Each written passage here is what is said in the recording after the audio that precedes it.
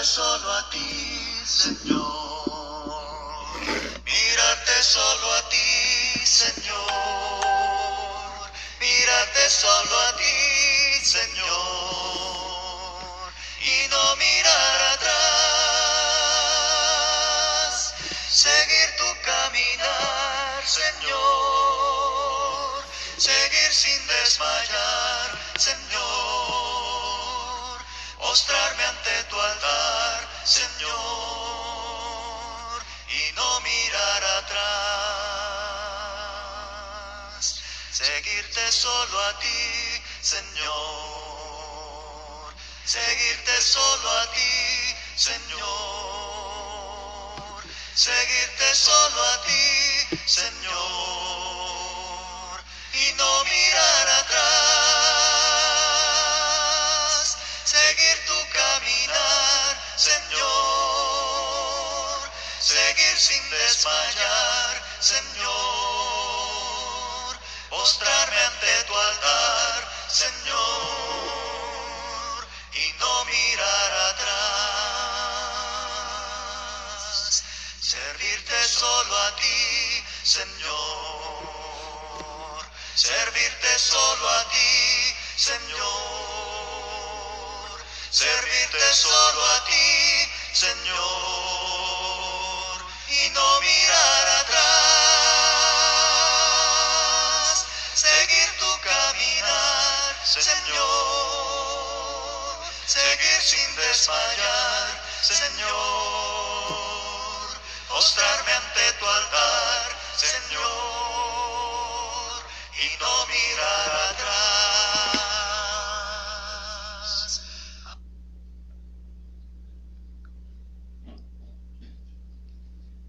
Por la gracia de Dios, nuevamente para compartir un mensaje más de esta serie que hemos titulado Discípulo, y el día de hoy estaremos analizando y reflexionando lo que el evangelista Juan escribe ahí en el capítulo 15, versículo 9 al 17, va a ser el pasaje que nos ocupará en este día. Recordemos que el día de ayer estuvimos hablando acerca de lo que significa llevar mucho fruto para la honra y la gloria de Dios.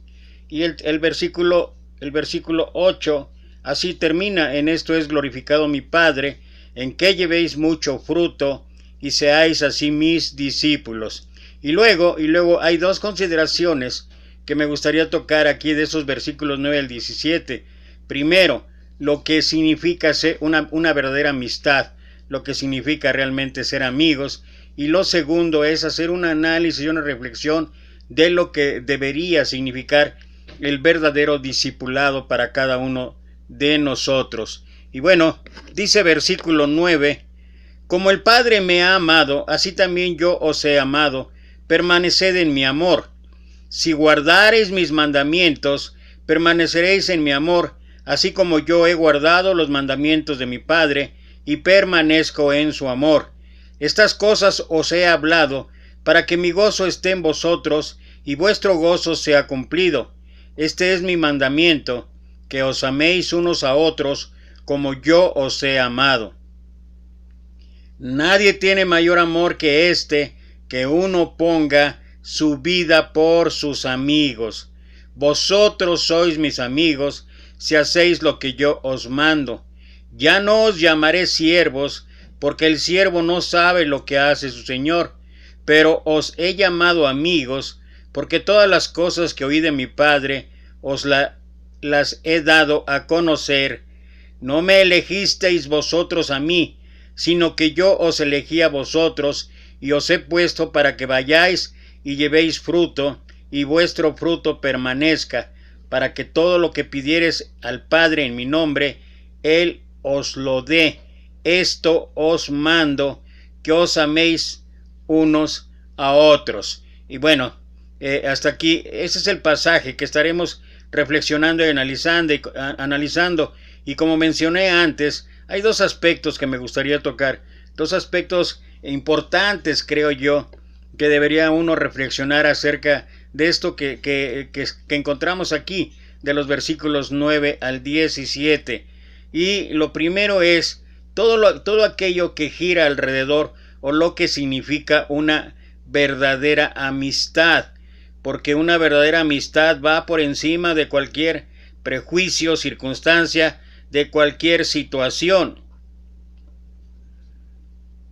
Estuvimos leyendo en cuanto a lo que habla todo el pasaje, y bueno, la reflexión en este caso que quiero llevar primeramente en cuanto a lo que significa una verdadera amistad, es lo siguiente.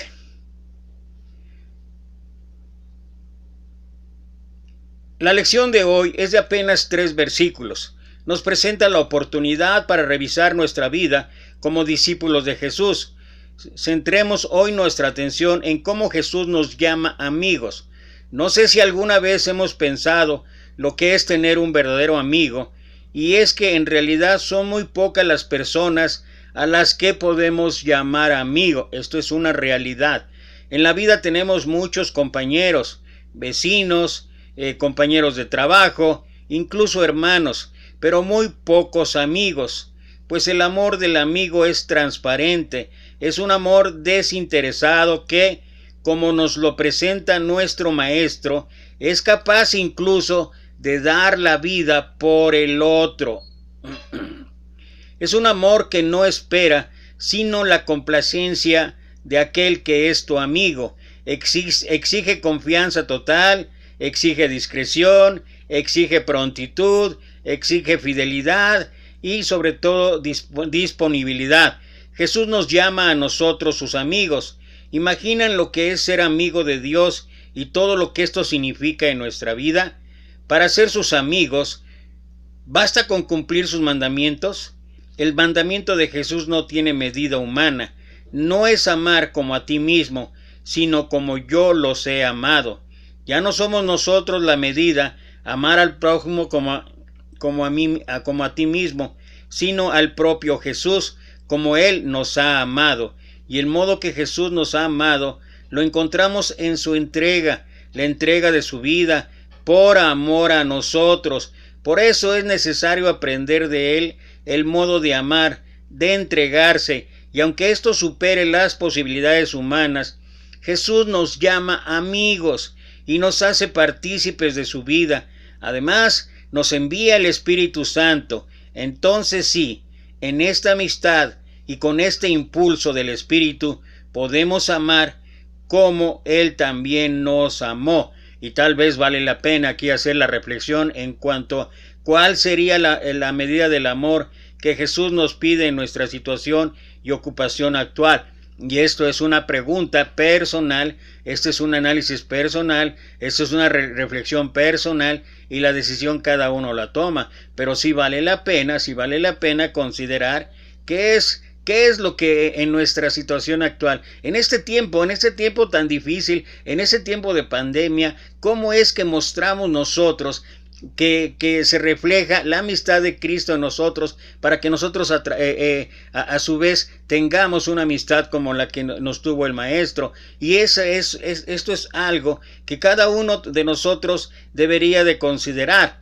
Hay varios ejemplos ahí en la Escritura, varios ejemplos que, aunque no determina algunas situaciones en cuanto a la amistad, lo cierto es que si vas al Nuevo Testamento, tú puedes ver que hubo algo diferente en la relación entre Pablo y Bernabé.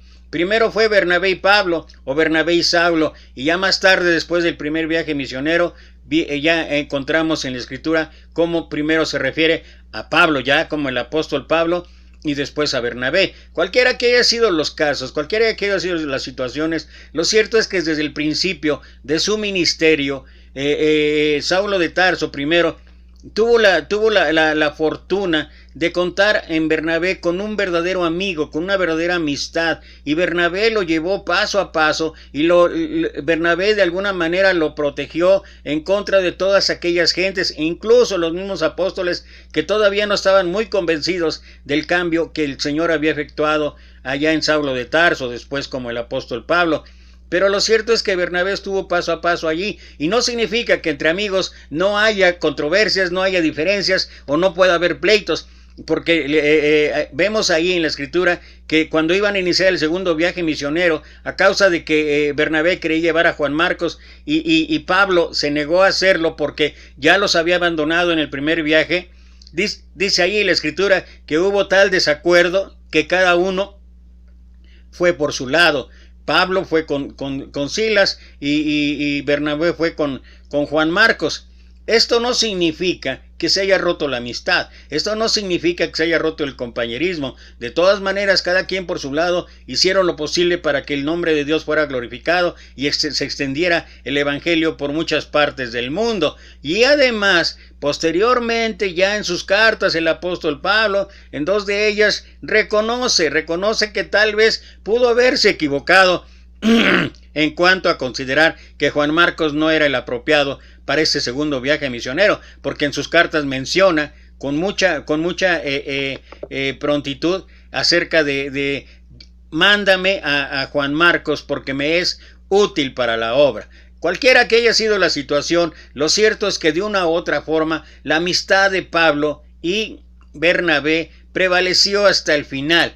Y creo que este es un buen ejemplo. Pero hay otro ejemplo allá en el Antiguo Testamento. Otro ejemplo que dadas las circunstancias en que se presentó, la verdad es que uno no se imagina de qué manera a veces puede surgir la amistad y puede quedar ligada la amistad para realmente respetar acuerdos, confidencialidades, para respetar muchas situaciones posteriores que puedan venir más adelante. Dice ahí en 1 Samuel capítulo 18, versículo 1 al 3, aconteció que cuando él hubo acabado de hablar con Saúl, el alma de Jonathan quedó ligada con la de David, y lo amó Jonathan como a sí mismo, y Saúl le tomó aquel día y no lo dejó volver a casa de su padre, e hicieron pacto Jonathan y David, porque él le amaba como a sí mismo. Y en verdad, esta amistad entre David y Jonathan surgió en un momento, en una situación bien difícil, bien conflictiva. Jonathan era el hijo de Saúl,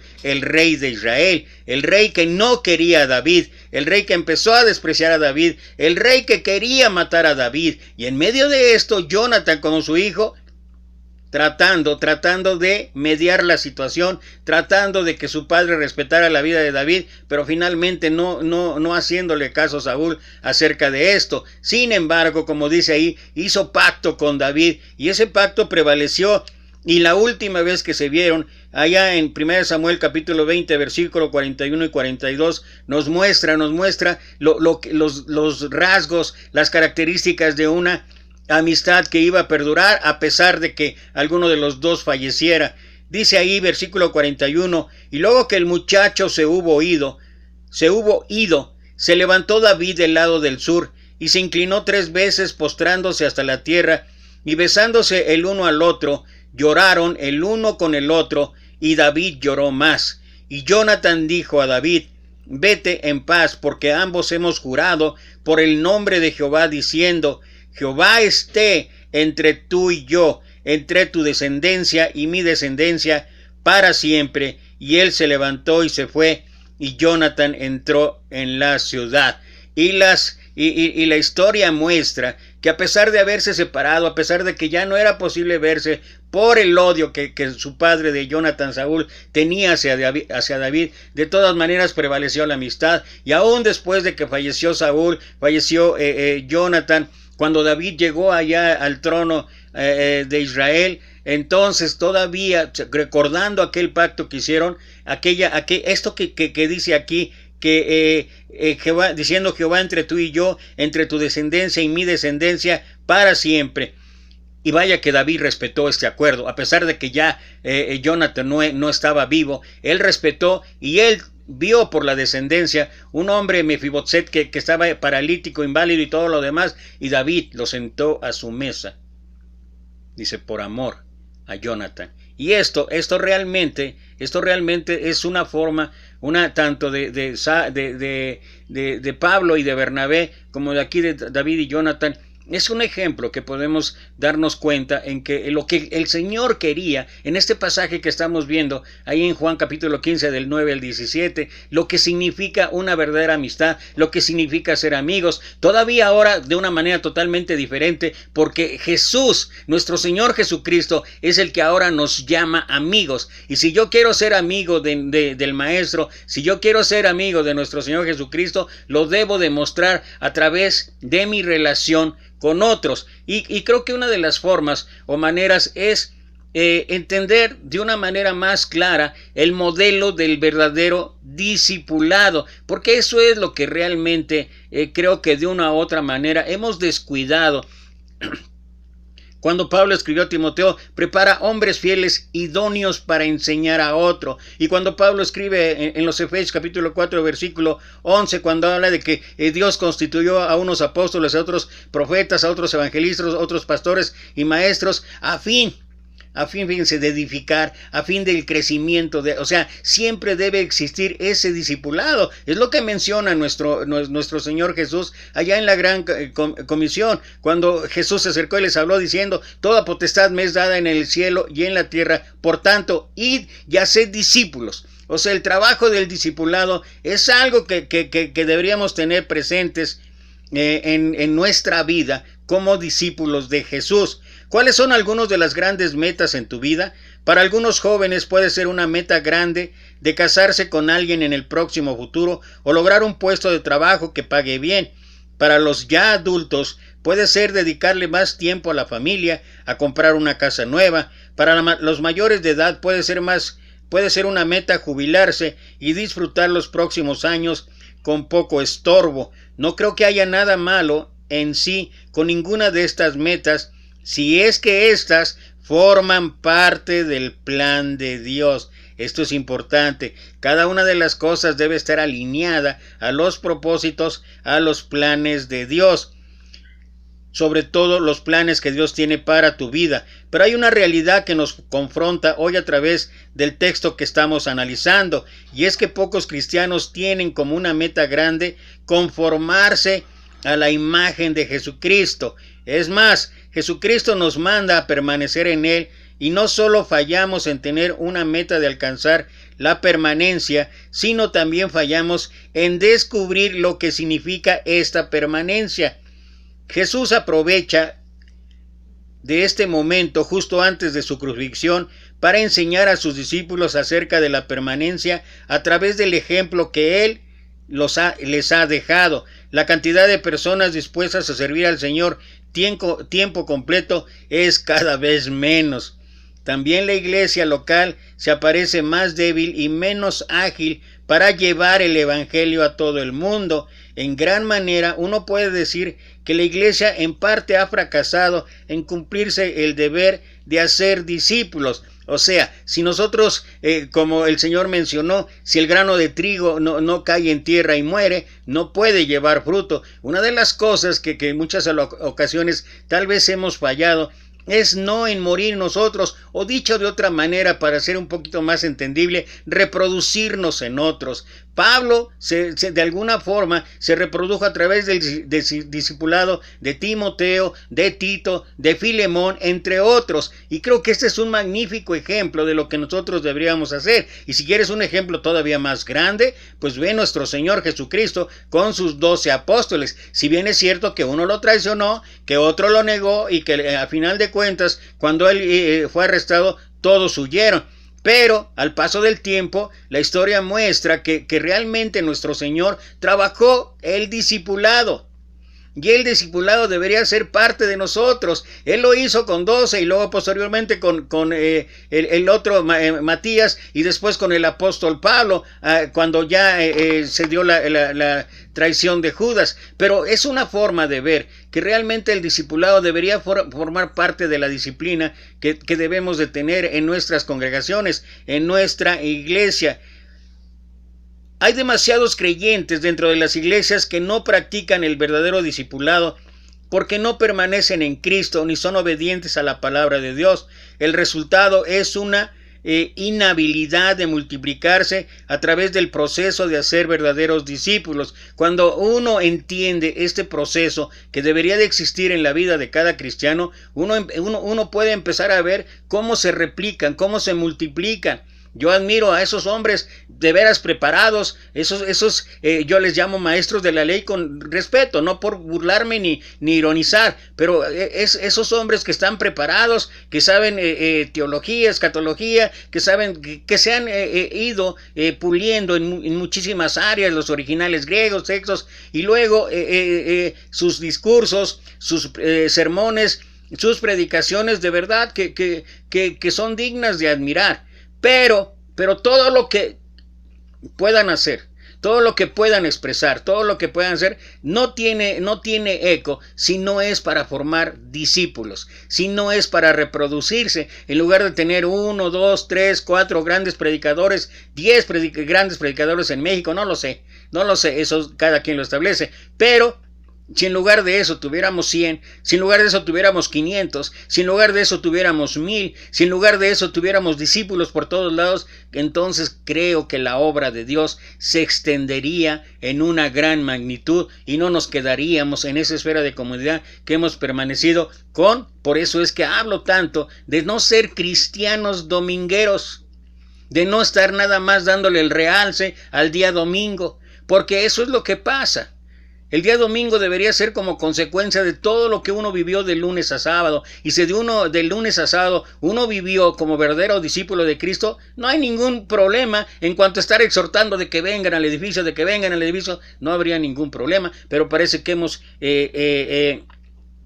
distorsionado la fórmula, pero lo cierto es que el trabajo de discipulado es necesario y es sumamente importante. La respuesta obvia es que cada creyente debemos evaluar a nuestras metas personales para poder determinar si nuestras vidas son ejemplo de los creyentes. Permanecer en Cristo resuelve una crisis centrada en la iglesia. Vamos a ver en nuestro pasaje el modelo del verdadero discipulado según nuestro Señor. Ya leímos los versículos del 9 al 17 y podemos sacar algunos puntos que pueden ser importantes para la reflexión.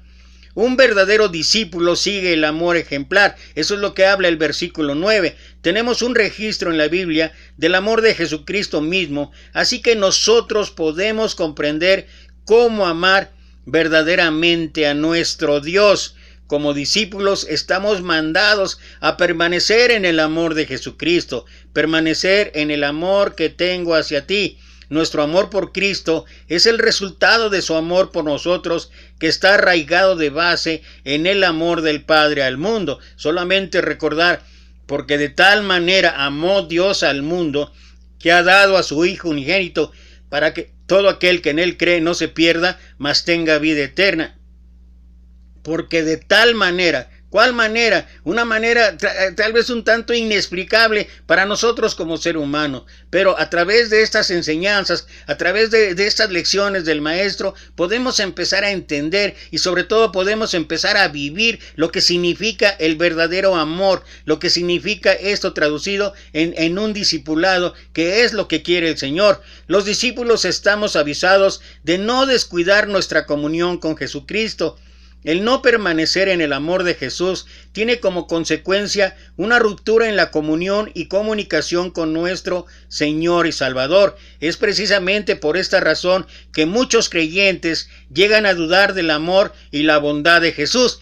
Y particular y especialmente a veces se llega a dudar, aunque pregonemos, aunque anunciemos, aunque publiquemos en Facebook que Dios, que es grande, poderoso, que es soberano, etcétera, etcétera. Pero cuando vienen los verdaderos problemas, cuando vienen las circunstancias como las que estamos viviendo, entonces de una u otra manera aparece cierta incredulidad en cuanto a confiar, en cuanto a creer, en cuanto a tener la convicción y estar seguros de que el control de todas las cosas la sigue teniendo Dios.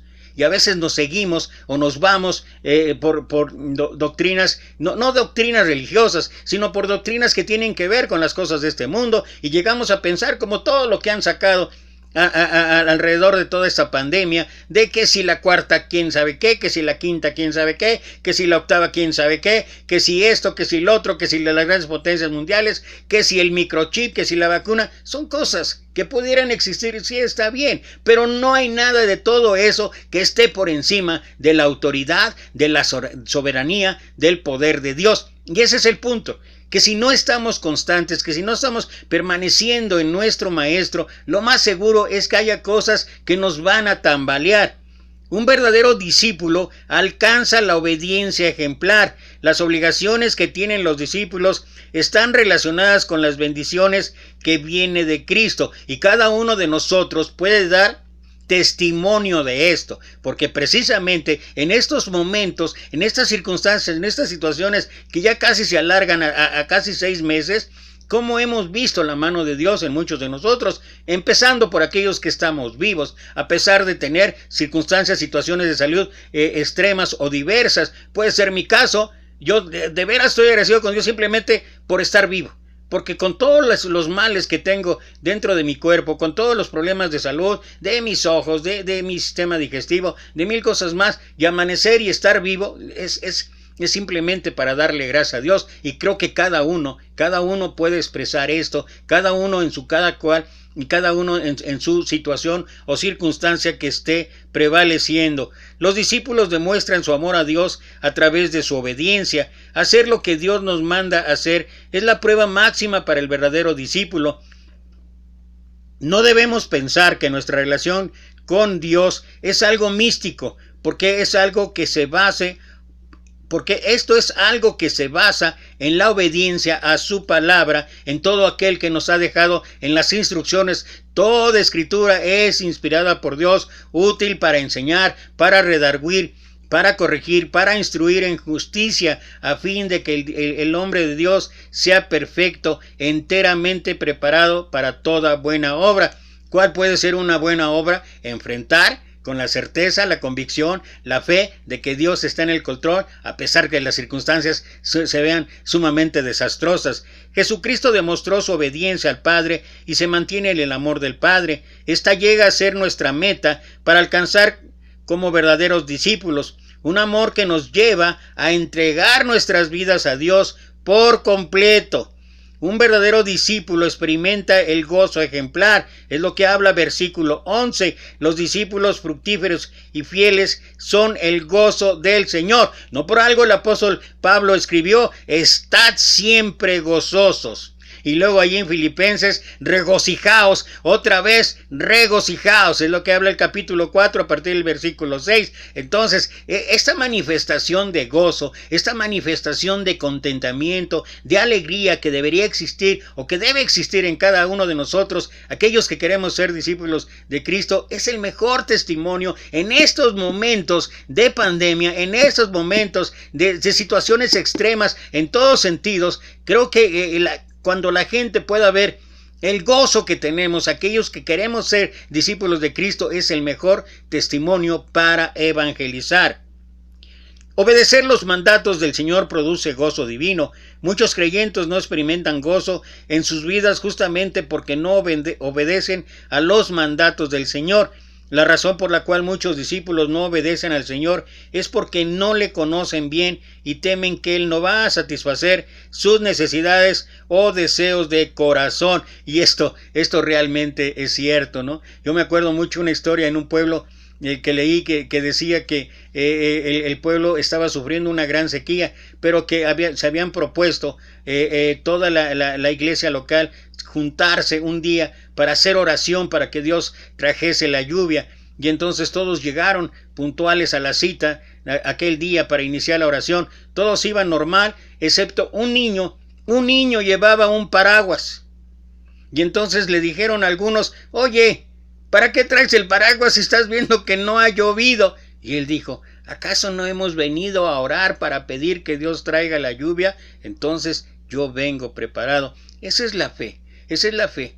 Es pues la fe, la certeza de lo que se espera, la convicción de lo que no se ve. Es lo que dice Hebreos capítulo 11, versículo 1. Y esto es así como funciona o debería funcionar la fe en aquellos que son o que quieren ser discípulos de Cristo. Obediencia completa produce un gozo completo. No hablamos de un gozo artificial que sale de una relación artificial, sino una relación profunda que se base en el reconocimiento de que estamos completos en Cristo. El gozo que el mundo produce es temporal y nunca satisface, mientras el gozo de los que permanecen en el amor de Cristo nos llena y es completamente pleno.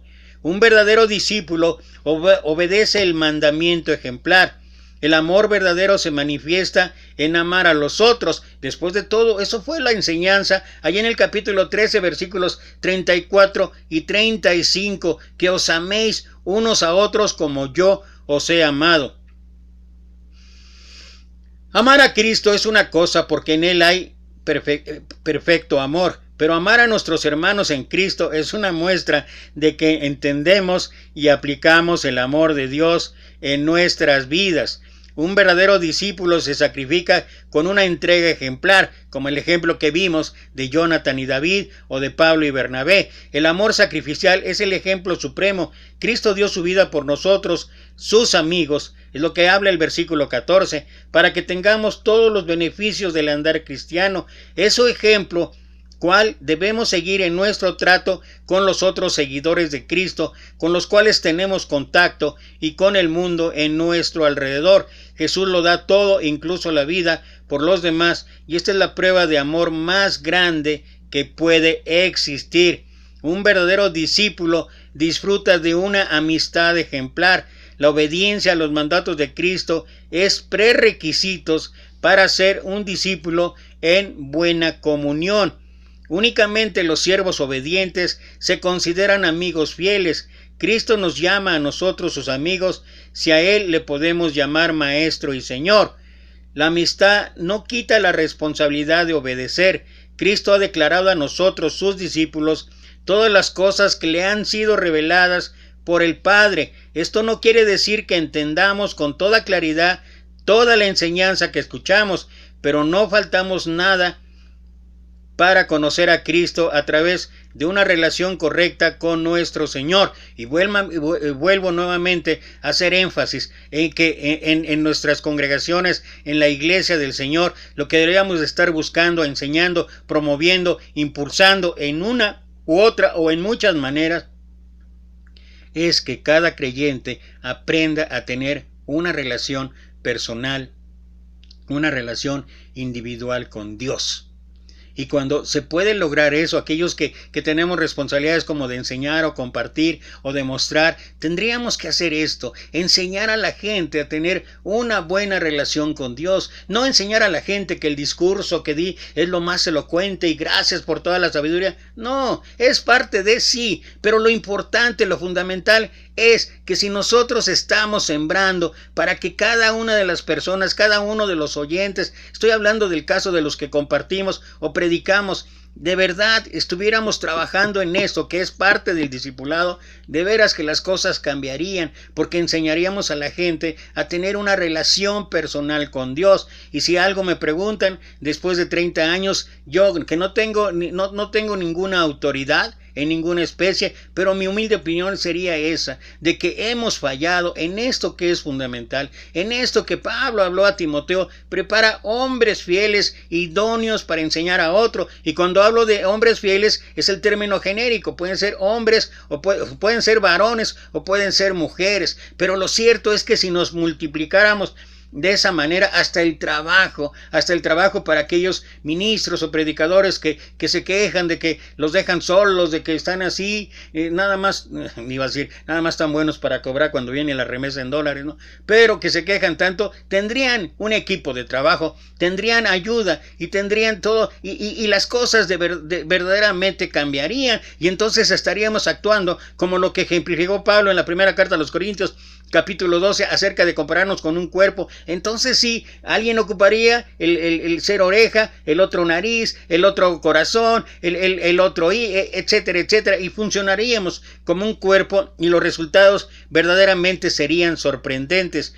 Cristo eligió a cada uno de nosotros a ser sus amigos como muestra de su soberanía sobre nosotros, es lo que habla el versículo 16. Porque hemos sido elegidos por Cristo a ser sus amigos, tenemos que reconocer su derecho de manejar nuestras vidas. Cuando reconozcamos esta verdad, llegamos a ser útiles en salir a ser discípulos a todas las naciones, produciendo un fruto que va a permanecer. Es lo que habla Pablo en Romanos capítulo 1, versículo 13.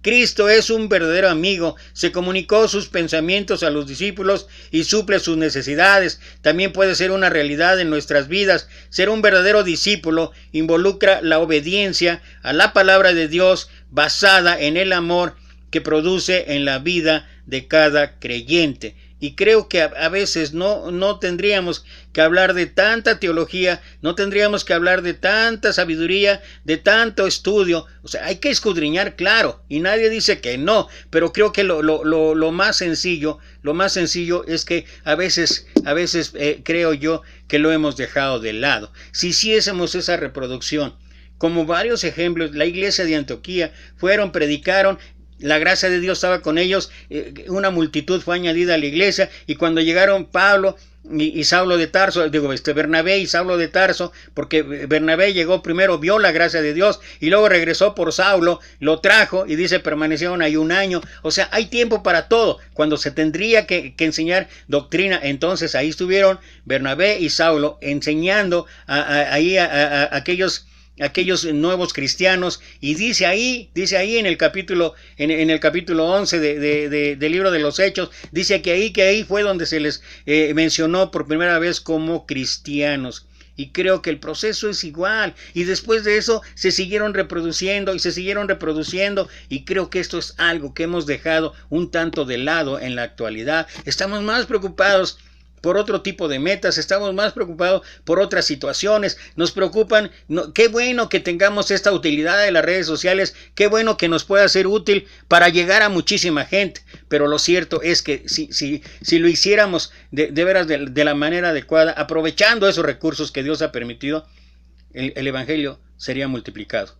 Y si nosotros cada uno hiciera esa chamba de reproducirse, de trabajar el discipulado, nuestra vida sería diferente. Los frutos para el Señor se multiplicarían y estaríamos dando la gloria y la honra solamente a Él. Un discípulo debe conocer, debe seguir y debe de aplicar el verdadero discipulado para que la obra del Señor se multiplique. Esa será la oración. Y bueno, gracias otra vez a quienes se pudieron conectar. Gracias otra vez por estar aquí. Por la gracia de Dios seguimos adelante, seguimos todavía con esta serie. Todavía faltan muchos mensajes, pero bueno, estamos en la última parte, en la última semana de nuestro Señor Jesucristo en la tierra. Gracias otra vez. Estoy grabando según la necesidad, según la oportunidad, más que necesidad, la oportunidad que tengo por lo que ya he relatado del problema de mis ojos. Entonces, de todas maneras, sigo compartiendo durante el transcurso del día, aunque por ahí ya me regañaron de que comparto muchas veces, pero bueno, lo estoy haciendo para honra y gloria de Dios. No lo hago para que le des like. Eso no me interesa. No tiene que ver con esto. Es para honra y para gloria de Dios. Mientras tanto, aquí nos vemos cada día, Experiencias Cristianas en Facebook, y en tanto te mando 1,000,000 de bendiciones. Hasta pronto.